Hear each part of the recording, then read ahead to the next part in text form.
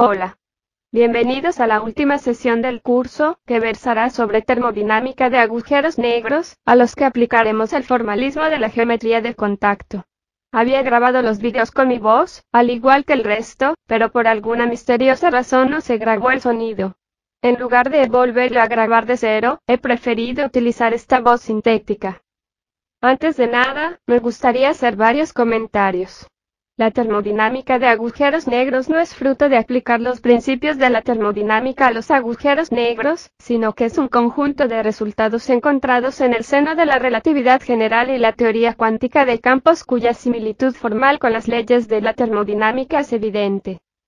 Utilizando solo relatividad general, es posible deducir ecuaciones como esta, que relacionan la variación diferencial en la masa de un agujero negro con las variaciones en los otros parámetros que caracterizan al sistema.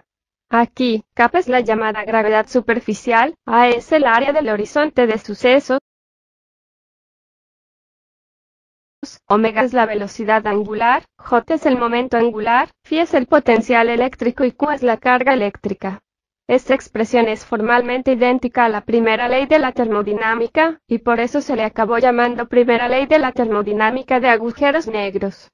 Pero es importante ser conscientes de que, al menos de momento, se trata de una mera analogía. Eso sí, la analogía, todavía sin abandonar la relatividad general, va aún más allá. Puede demostrarse que el área del horizonte de eventos de un agujero negro es una función creciente del tiempo. Sin tener en cuenta efectos cuánticos, esta área permanece constante o aumenta, pero nunca disminuye. Siendo esto reminiscente del segundo principio de la termodinámica, la tentación de identificar esta magnitud con la entropía es grande. Pero ¿qué sentido tiene que la entropía venga dada por un área en vez de por el volumen, como estamos acostumbrados? De ser así, toda la información física del agujero negro estaría codificada en su horizonte de sucesos.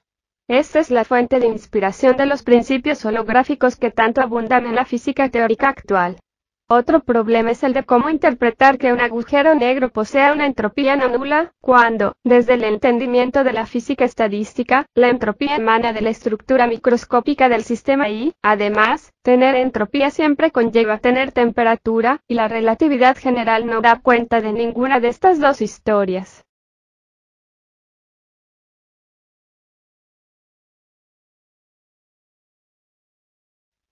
La inclusión de consideraciones cuánticas alivia notablemente esta problemática. Esto se consigue por medio del formalismo de la teoría cuántica de campos en espacio-tiempos curvos, que combina gravedad clásica con campos cuánticos. En este marco se pueden calcular explícitamente la entropía y la temperatura de los agujeros negros, hallando resultados como la fórmula de Bekenstein-Hawking para la entropía del agujero negro o la archiconocida temperatura de Hawking.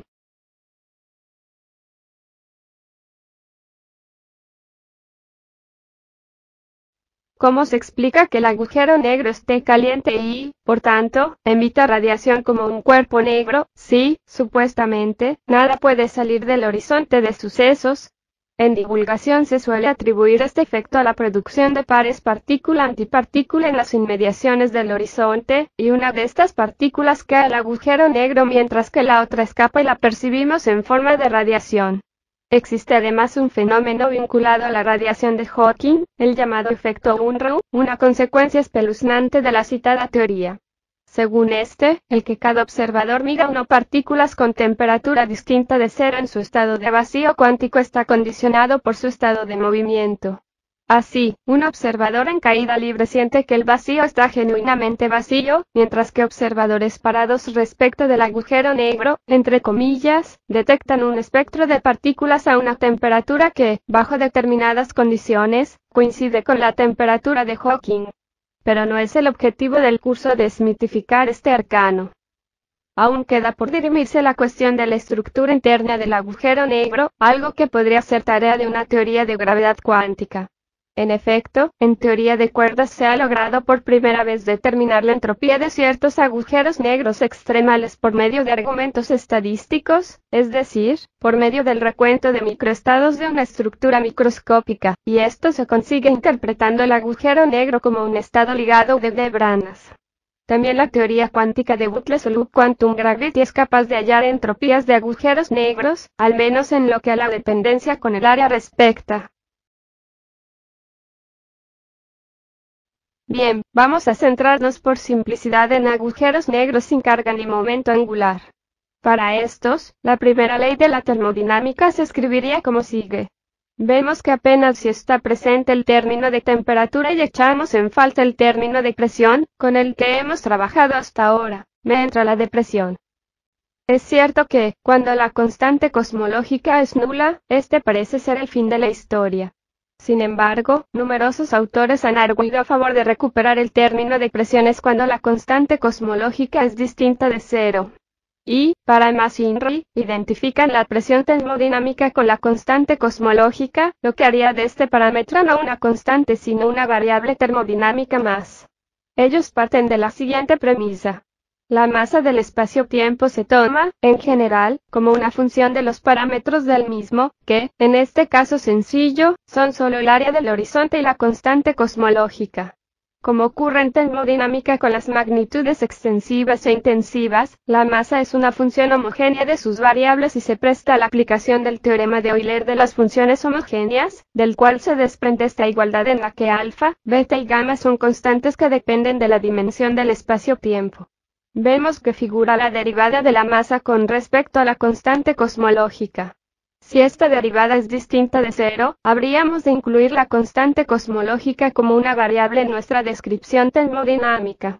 Por medio de cálculos no triviales que involucran integrales de Comar y no sé qué paranoias, deducimos, con independencia del teorema de Euler, este resultado, conocido como la fórmula de Smart. Comparando con la primera igualdad, se tiene que la parcial de la masa con respecto de lambda es distinta de cero y depende del parámetro θ, que se entendería entonces como el parámetro termodinámico conjugado a la constante cosmológica. θ tiene dimensiones de volumen. Admitiendo que es lícito contemplar variaciones de lambda, se obtiene una primera ley de la termodinámica de agujeros negros que tiene este aspecto.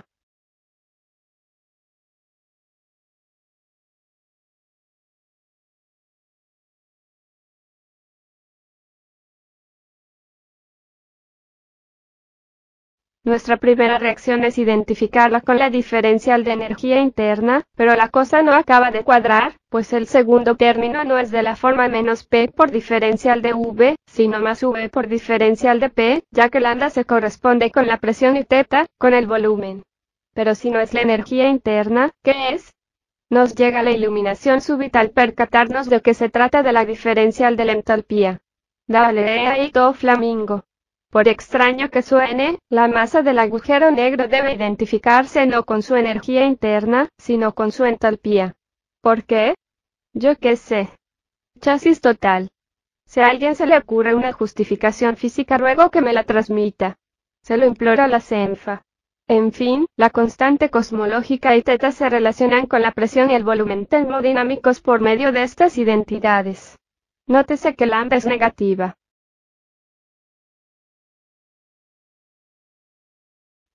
Estamos ya a puntito de echar mano de la geometría de contacto para estudiar procesos de un agujero negro, o como dice un amigo mío, agujero negro, de Schwarzschild, porque no tiene ni carga eléctrica ni momentum angular, en anti de Sitter. ¿Qué es esto de anti de Sitter? Es el espacio-tiempo que se caracteriza por poseer una constante cosmológica negativa, que es el caso que estamos discutiendo.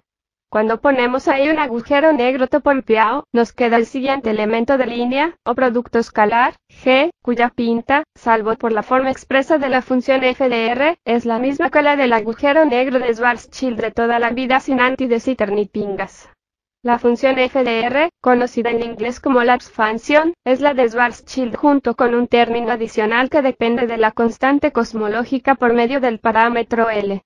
Vemos que si lambda es cero, este término desaparece y recuperamos Schwarzschild. La pregunta de cómo asignar a un espacio-tiempo una masa total en el ámbito de la relatividad general es muy delicada y ni siquiera tiene respuesta unívoca en todos los casos. Para espacio-tiempos asintóticamente planos, como es nuestro caso, tira bien la masa de m, cuyo cálculo arroja esta m minúscula que forma parte de f de r. Este agujero negro presenta un único horizonte de sucesos situado a una distancia radial r sub más. La posición de los horizontes viene dada típicamente por los ceros de la función lapso. Esto da una ecuación de tercer grado, pero dos de las raíces son complejas y carecen de sentido físico, siendo la tercera esta r sub más. La entropía del agujero negro, la ecuación de la izquierda, coincide con su área, mientras que la ecuación de la derecha resulta de sustituir r sub más en f de r, sabiendo que esto da cero, y despejar la masa. Esta última igualdad no es sino la ecuación fundamental del sistema termodinámico. En efecto, la masa, explicamos antes, ha de interpretarse como la entalpía. R sub más depende de la entropía, y L minúscula es una función de la constante cosmológica, que a su vez depende de la presión. Es decir, esta relación nos está proporcionando la entalpía en función de sus variables naturales S y P. Efectuando las sustituciones pertinentes, llegamos a la siguiente expresión explícita.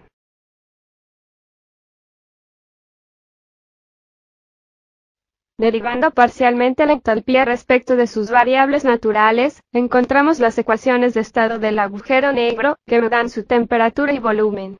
Obsérvese que el volumen termodinámico es igual al volumen putativo del black hole. Lo de putativo no sé si tiene sentido semántico, pero suena bien. Introduciendo esta magnitud V minúscula, denominada volumen específico y que en 3 dimensiones espaciales es el doble del radio del horizonte, la ecuación térmica queda de esta forma. Esta expresión es el análogo del P por V igual a nRT para un gas ideal. Procedamos finalmente a modelar un proceso termodinámico del agujero negro por medio de la geometría del contacto. Como razonamos en sesiones previas, esto puede hacerse definiendo una función hamiltoniana que a su vez establece el campo vectorial generador de la dinámica del sistema.